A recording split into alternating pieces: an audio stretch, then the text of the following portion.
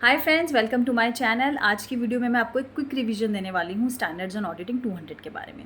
चलिए स्टार्ट करते हैं। स्टैंडर्ड्स ऑन ऑडिटिंग 200 कहता है overall objectives of the independent auditor and conduct of an audit in accordance with the standards on auditing. ठीक है, इसका मतलब हेडिंग से ही पता लग रहा है कि ये बात करता है कि ऑडिटर की क्या रिस्पॉन्सिबिलिटी है, क्या उसका ऑब्जेक्टिव है ऑडिट जब वो कर रहा है, स्टैंडर्ड्स ऑन ऑडिटिंग्स को ध्यान में रखते हुए, जितने भी स्टैंडर्ड्स हैं ऑडिटिंग के उनको ध्यान में रखते हुए उसको ऑडिट करना है और उसका क्या ऑब्जेक्टिव रहना चाहिए ऑडिट करते समय एंड उसकी क्या रिस्पॉन्सिबिलिटीज़ है। ये स्टैंडर्ड्स ऑन ऑडिटिंग 200 बात करता है।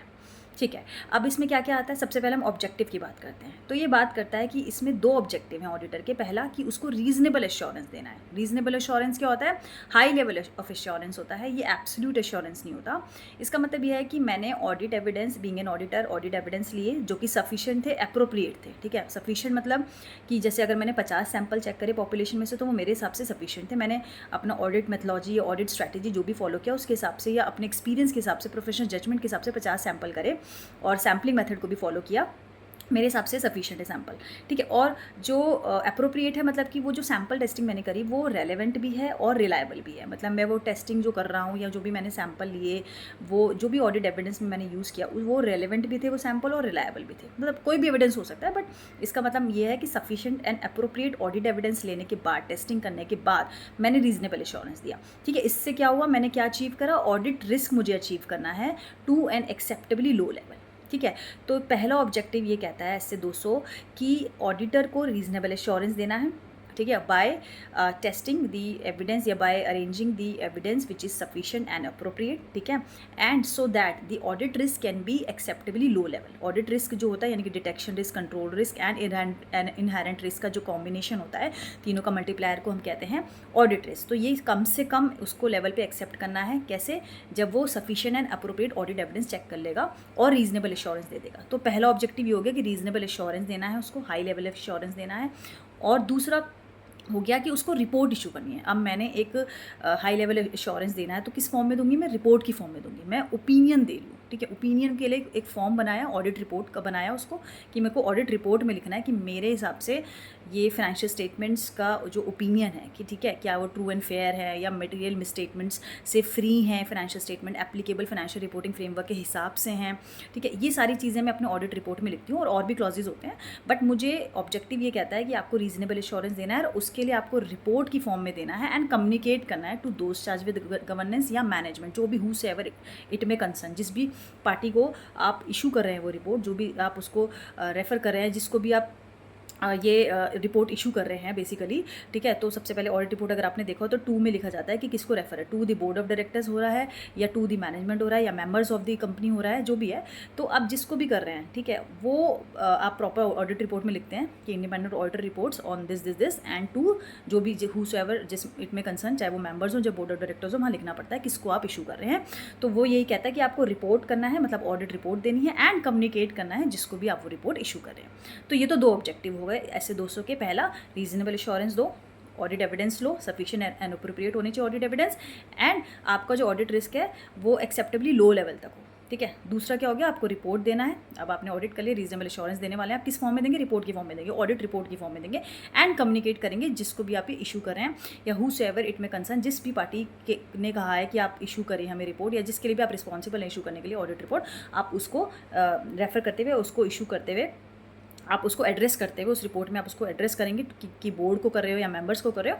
ठीक है, वो रिपोर्ट आपको इशू करनी है। तो ये 2 ऑब्जेक्टिव हो गए, reasonable assurance and report issue करना टू दी कंसर्न जो भी पार्टी है। ठीक है, ये इसके ऑब्जेक्टिव हो गया ऐसे 200 का। अब आते हैं कुछ रिक्वायरमेंट्स की बातें भी करता है ये। ठीक है, अब क्या रिक्वायरमेंट्स है? जैसे एथिकल रिक्वायरमेंट्स है। एथिकल रिक्वायरमेंट्स में क्या क्या आ जाता है ऑडिटर की? जैसे integrity, objectivity, independence, professional behaviour, professional competence and due care, confidentiality. ये सारी की सारी चीज़ें हमारा एथिकल रिक्वायरमेंट्स होती हैं, जो कि कोड ऑफ एथिक्स होते हैं आईसीआई के, जो हमको फॉलो करने पड़ता है बीइंग एन ऑडिटर। ठीक है, तो जब आप ऑडिट करें तो आपको ये एथिकल रिक्वायरमेंट्स फॉलो करनी पड़ेंगी। ठीक है, उसके अलावा आता है सेकंड रिक्वायरमेंट की प्रोफेशनल आपको जजमेंट लगानी है। अच्छा, प्रोफेशनल जजमेंट क्या कहाँ लगानी है? जैसे कि आप मटीरियल डिसाइड कर रहे हैं, जब आपको पता है कि क्या मटीरियलिटी हो, ऑडिट रिस्क कैसे निकाल रहे हैं। ठीक है, आप nature, timing and extent of audit procedures निकाल रहे हैं। इसका क्या मतलब होता है? जैसे लेट्स से मैंने एक सोचा कि ऑडिट करने जा रही हूँ मैं, तो तो मुझे देखना है कि मैं जो प्रोसीजर्स लूँगी वो कौन से लूँ, मैं कंट्रोल प्रोसीजर्स करूँ, सब्सटैंटिव प्रोसीजर्स करूँ, या एनालिटिकल प्रोसीजर से काम चल जाएगा। ये मेरी प्रोफेशनल जजमेंट है, ठीक है। मैं पूरे साल का ऑडिट एक साथ करूँ, या पूरे साल को पार्ट्स में कर दूँ, 6-6 महीने का करूँ, या 9 मंथ्स का एक बार कर दूँ, या 3 मंथ्स का एक बार कर दूँ। जनरली हम लिस्टेड कंपनी में ऐसे करते हैं कि 9 मंथ्स का एक बार कर देते हैं, और जो लास्ट का 3 मंथ होता है वो फिर उसके बाद में टेस्टिंग करते हैं, क्योंकि जो मार्च एंडिंग होता है, जो अप्रैल होता है, लिस्टेड कंपनी के टाइम में उनको इशू करना होता है, पब्लिक रिजल्ट्स देने होते हैं पब्लिकली। उस समय टाइम बहुत कम होता है, तो ऑडिट टीम ऐसे ही हम मैनेज करते थे कि 9 मंथ्स का हम पहले कर लेते थे और 3 मंथ्स का हम बाद में कर लेते थे, सो दैट लास्ट में बिल्कुल टाइम नहीं होता। और लिस्टेड कंपनी की डेडलाइन बहुत स्ट्रिंजेंट होती हैं, ठीक है।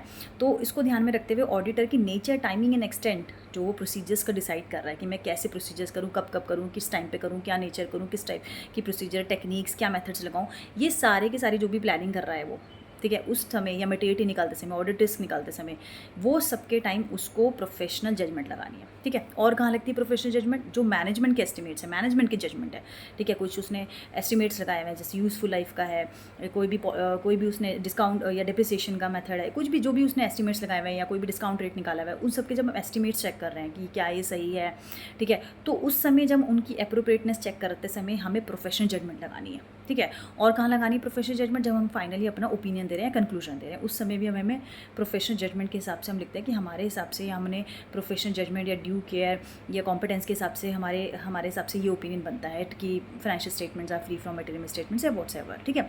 तो बेसिकली कुछ रिक्वायरमेंट्स में पहली रिक्वायरमेंट होगी एथिकल रिक्वायरमेंट, दूसरा हो गया प्रोफेशनल आपको जजमेंट लगानी है, तीसरा हो गया कि आपको प्रोफेशनल स्केप्टिज्म रखना है। प्रोफेशनल स्केप्टिज्म का मतलब क्या है? Being alert. जब आप प्लानिंग कर रहे हैं, परफॉर्म कर रहे हैं ऑडिट, उस समय आपको अलर्ट रहना है। कि अलर्ट मतलब रहना कि कोई ऐसी सिचुएशन तो नहीं है, कंडीशन तो नहीं है जिससे पॉसिबल मिसस्टेटमेंट्स हो सकते हैं फाइनेंशियल स्टेटमेंट्स में, ठीक है। कोई एरर हो सकती है, कोई भी ऐसी कंडीशन है, कोई भी ऐसा इवेंट आ गया, या कोई भी आपको सिचुएशन ऐसी लग रही है, या कोई आपका ऑडिट एविडेंस था जो कि कॉन्ट्राडिक्ट कर रहा था अदर ऑडिट एविडेंस से, ठीक है। आपको कोई ऑडिट एविडेंस मिला, लेकिन वो जो एक्चुअल में ऑडिट एविडेंस कुछ और समझ में आ रहा है या कुछ और मिल गया, तो आपको अगर लगता है कि पॉसिबली ये मिसस्टेट कर देगा या ये गलत हो जाएगा आपको ओपिनियन देना, तो उस समय भी आपको बहुत ध्यान में रखते हुए बहुत क्वेश्चनिंग माइंड होना है। आपको टेस्टिंग करनी है अच्छे से, ऑडिट करना है अच्छे से, ऑडिट प्रोसीजर्स लगाने हैं, अपने ऑडिट स्टैंडर्ड्स लगाने हैं, और मैनेजमेंट से पूछना है, क्लाइंट से पूछना है, कोई भी आपको डाउट है जिससे, या क्वेश्चनिंग माइंड होना चाहिए, अलर्ट होना चाहिए, कोई भी थिंग जो भी आपको लगता है, क्योंकि आपका एज एन ऑडिटर मेन क्या ऑब्जेक्टिव है? आपका ऑब्जेक्टिव है कि आपको ओपिनियन देना है, एक्सप्रेस करना opinion on the financial information of the entity, ठीक है। एंड आपको वो एक्सप्रेस करने के लिए ऑडिट एविडेंस चेक करने पड़ेंगे, और फिर आपको ये बताना है कि फाइनेंशियल स्टेटमेंट जो है फ्री फ्रॉम मटेरियल मिसस्टेटमेंट है। ये आपका मेन जो है पर्पस वही है। तो फ्री फ्रॉम मटेरियल मिसस्टेटमेंट्स हैं, तो आपको ये देखना है कि कोई मिसस्टेटमेंट्स तो नहीं हो रही जो मटेरियलिटी से ऊपर जा रही हैं आपकी, जो आपने मटेरियलिटी निकाली। तो वो चीज़ें आपको टेस्ट करते समय, ध्यान रखते समय, आपको उन कंडीशंस के बारे में बहुत अच्छे से टेस्टिंग करनी चाहिए। या कोई भी ऐसी सिचुएशन है, इवेंट हो गया जिससे मिसस्टेटमेंट का चांसेस है फाइनेंशियल स्टेटमेंट में, तो इन सबको ध्यान रखते समय क्वेश्चनिंग माइंड होना चाहिए, आपको अलर्ट रहना चाहिए, ठीक है। ये भी एक रिक्वायरमेंट होती है प्रोफेशनल स्केप्टिज्म। तो हमने 3 रिक्वायरमेंट की बात करी, ethical requirement, professional judgement, professional scepticism. चौथा आता है कि audit evidence and risk. Audit evidence, ये स्टैंडर्ड कहता है कि आपको sufficient and appropriate audit evidence लेने हैं। सफिशिएंट मतलब कि जैसे अगर मैंने 50 सैंपल चेक करे तो मेरे हिसाब से वो 50 सफिशिएंट थे, और अप्रोप्रिएट मतलब कि वो रेलेवेंट भी थे और रिलायबल भी थे, कि मैं उन पर रिलाय कर पाया, जो मैंने टेस्टिंग करी उसके हिसाब से मुझे लगता है कि रिलायबल भी हो और रेलेवेंट भी है वो मेरे ऑडिट के लिए, ठीक है। तो sufficient and appropriate audit evidence लेंगे बीइंग एन ऑडिटर, एंड अपने रिस्क को एक्सेप्टेबली लो लेवल तक कम करेंगे, ठीक है। उसके बाद जो मेन रिक्वायरमेंट है वो यही है कि आपको जो भी ऑडिट करना है, सारा का सारा स्टैंडर्ड्स ऑन ऑडिटिंग को फॉलो करते हुए करना है। जितने भी स्टैंडर्ड्स ऑन ऑडिटिंग है, जैसे सैम्पलिंग पे या गोइंग कंसर्न पे या agree with the terms of engagement, मतलब कोई सा भी स्टैंडर्ड्स ऑन ऑडिटिंग है, ठीक है, वो हर एक प्रोसीजर के लिए या हर एक चीज़ के लिए ऑडिट करते समय या ऑडिटर के लिए एक स्टैंडर्ड डिफाइंड है कि आपको ऑडिट करते समय ये स्टैंडर्ड्स फॉलो करना है। तभी इसका नाम स्टैंडर्ड्स ऑन ऑडिटिंग है। मतलब ऑडिटिंग के लिए या ऑडिटिंग करते समय ये स्टैंडर्ड्स लगते हैं, आपको वो स्टैंडर्ड्स कंप्लाई करने हैं, उनकी ऑब्जेक्टिव, उनकी अंडरस्टैंडिंग, उनको समझते हुए ऑडिट करना है, ठीक है। तो मैं समराइज़ करूँ अगर ऐसे 200 को, वो ये कहता है पहला कि ऑब्जेक्टिव हो ऑडिटर का, पहला कि रीजनेबल एश्योरेंस देना है, ठीक है, ऑडिट एविडेंस चेक करते समय, लेते समय, और वो ऑडिट एविडेंस अप्रोप्रिएट हो, सफिशिएंट हो, ठीक है, सो दैट आपका risk being an audit risk आपका एक्सेप्टेबली लो लेवल हो सके। दूसरा, आपको रिपोर्ट करना है। जब आपने एश्योरेंस देना है तो किस फॉर्म में देना है? ऑडिट रिपोर्ट की फॉर्म में देना है, और हूसोएवर इट में कंसर्न, जिसको भी आप इशू करो उसको आप कम्युनिकेट करोगे in the form of audit report, ठीक है, उसको एड्रेस करते हुए, ठीक है। तो 2 बोर्ड ऑफ डायरेक्टर या 2 मेंबर्स जो भी आप ऑडिट रिपोर्ट में लिख रहे हो वो एड्रेस कर रहे हो आप, तो उनको कम्युनिकेट कर रहे हो, ठीक है, थ्रू ऑडिट रिपोर्ट अपना ओपिनियन दे रहे हो, ठीक है, ये ऑब्जेक्टिव हो गया। और कुछ रिक्वायरमेंट्स की बातें करता है ऐसे दोस्तों, जैसे एथिकल रिक्वायरमेंट, प्रोफेशनल जजमेंट लगाओ, प्रोफेशनल स्केप्टिज्म लगाओ, ऑडिट एविडेंस सफिशिएंट अप्रोप्रिएट लो, और कंडक्ट करो audit in accordance with the standards on auditing. जहाँ जहाँ जो भी स्टैंडर्ड लगता है, जैसे सैम्पलिंग के टाइम सैम्पलिंग का स्टैंडर्ड लग रहा है, डॉक्यूमेंटेशन करते समय आपको डॉक्यूमेंटेशन का स्टैंडर्ड फॉलो करना है, गोइंग कंसर्न के समय गोइंग कंसर्न का स्टैंडर्ड फॉलो करना है। ऐसे बहुत सारे स्टैंडर्ड्स ऑन ऑडिटिंग है जो हमें अपने टेस्टिंग प्रोसीजर्स करते समय, अपना ऑडिट करते समय लगाने पड़ते हैं, और हमें ऑडिट रिपोर्ट में लिखना पड़ता है कि हमने अपना ऑडिट स्टैंडर्ड्स ऑन ऑडिटिंग के हिसाब से किया है, या ICAI के कोड ऑफ एथिक्स भी हमने फॉलो करे हैं। बहुत सारी रिक्वायरमेंट्स, एथिकल रिक्वायरमेंट्स और जो भी हमारे ऑब्जेक्टिव्स हैं हमें मेंशन करना पड़ता है अपने ऑडिट रिपोर्ट में भी, ठीक है। तो ये SA 200 बात करता है। इसके अलावा कुछ और टर्म्स हैं जो SA 200 बात करता है कि जनरल पर्पस फाइनेंशियल स्टेटमेंट्स क्या होते हैं। जैसे कि जनरल पर्पस फाइनेंशियल स्टेटमेंट्स में balance sheet, P&L, other statements, notes, जैसे कि कैश फ्लो स्टेटमेंट या चेंजेस इन इक्विटी स्टेटमेंट, ये सब आ जाता है। तो ये हमारा जनरल पर्पस फाइनेंशियल स्टेटमेंट होता है। ये वो होते हैं जिनके ऊपर ऑडिट किया जाता है, ये ऑडिटर इनका ऑडिट करता है, ठीक है। तो ये जनरल पर्पस फाइनेंशियल स्टेटमेंट्स होते हैं। और इसमें बहुत इंपॉर्टेंटली बताता है ऐसे दोस्तों की मैनेजमेंट की क्या रिस्पॉन्सिबिलिटी है। तो मैनेजमेंट की मेजरली 4 रिस्पॉन्सिबिलिटीज़ हैं। पहला कि preparation of financial statements in accordance with the applicable financial reporting framework, ठीक है। तो जो भी फाइनेंशियल स्टेटमेंट्स बने हैं, ठीक है, वो प्रिपेयर करने की जिम्मेदारी, वो रिस्पॉन्सिबिलिटी कि वो एप्लीकेबल फाइनेंशियल रिपोर्टिंग फ्रेमवर्क, यानी कि जैसे अगर IND-AS है या IFRS है, जो भी फाइनेंशियल रिपोर्टिंग फ्रेमवर्क लग रहा है उस एंटिटी पे, उसका जो प्रिपरेशन हुआ है फाइनेंशियल स्टेटमेंट्स का, वो उन IND-AS या IFRS जो भी एप्लीकेबल है, विच एवर एप्लीकेबल, उसको ध्यान में रखते हुए बनाना फाइनेंशियल स्टेटमेंट मैनेजमेंट की रिस्पॉन्सिबिलिटी है, ठीक है। दूसरा कहता है कि जो इंटरनल जो भी कंट्रोल्स हैं या इंटरनल रिकॉर्ड्स हैं, वो इंटरनल अकाउंटिंग रिकॉर्ड्स हैं, वो मैनेजमेंट की रिस्पॉन्सिबिलिटी है मेंटेन करना। इंटरनल कंट्रोल एडिक्वेट हो, सफिशिएंट हो, वो चीज़ें मेंटेन करना, जो भी रेलेवेंट है फाइनेंशियल स्टेटमेंट से रिलेटेड, वो मैनेजमेंट की रिस्पॉन्सिबिलिटी है। और इंटरनल या जो अकाउंटिंग रिकॉर्ड्स हैं वो मेंटेन करना, उनकी रिटेंशन कब तक रखनी है, क्या रखनी है, ये सब मैनेजमेंट की रिस्पॉन्सिबिलिटी। और फोर्थ इंपॉर्टेंट मैनेजमेंट की रिस्पॉन्सिबिलिटी क्या है कि selection and application of accounting policy भी मैनेजमेंट की रिस्पॉन्सिबिलिटी है, ठीक है। तो ऐसे 204 रिस्पॉन्सिबिलिटी बताता है मैनेजमेंट की। पहला कि financial statements as per the applicable financial reporting framework बनाना मैनेजमेंट की रिस्पॉन्सिबिलिटी है। Internal control relevant to the financial statements, ये मैनेजमेंट की रिस्पॉन्सिबिलिटी है कि वो हों। और अकाउंटिंग रिकॉर्ड्स मेंटेन करना, उनको रिटेन करना, ये मैनेजमेंट की रिस्पॉन्सिबिलिटी। और चौथा selection and application of accounting policy, ये भी मैनेजमेंट की रिस्पॉन्सिबिलिटी है, ठीक है। तो अब ऐसे 200 मेजरली 2-3 बातें कर रहा है। पहला कि ऑडिटर के ऑब्जेक्टिव क्या है, रीजनेबल एश्योरेंस देना, ठीक है, और रिपोर्ट इशू करना, ठीक है, एंड कम्युनिकेट करना उसको, जो भी हुसएवर कंसर्न है उसको एड्रेस करना, जो भी चाहे मेंबर्स हैं बोर्ड ऑफ डायरेक्टर हुसएवर, उसको एड्रेस करना और रिपोर्ट इशू करना। तो ये तो ऑब्जेक्टिव हो गया। रिक्वायरमेंट हो गई कुछ इसमें स्टैंडर्ड में कि एथिकल रिक्वायरमेंट्स है, प्रोफेशनल स्केप्टिज्म लगाओ, प्रोफेशनल जजमेंट लगाओ, audit evidence sufficient appropriate low, and conduct करो ऑडिट। सारे के सारे ऑडिट आपको स्टैंडर्ड्स ऑन ऑडिटिंग के हिसाब से कंडक्ट करने हैं, ठीक है। और इसके अलावा इसमें जनरल पर्पस फाइनेंशियल स्टेटमेंट्स आ गए, balance sheet, P&L, cash flow, other statement, notes, ये सब आ गया कि जिसके ऊपर आप ऑडिट कर रहे हो being an auditor. And the last one is the management responsibility, कि मैनेजमेंट की क्या रिस्पॉन्सिबिलिटी है, फाइनेंशियल स्टेटमेंट्स प्रिपेयर करना है as per the applicable financial reporting framework, accounting policies का सिलेक्शन एप्लीकेशन हो, इंटरनल कंट्रोल्स मेंटेन हो सही से एडिक्वेट, और जो भी अकाउंटिंग रिकॉर्ड्स है वो रिटेन हो या मेंटेन हो, ओके।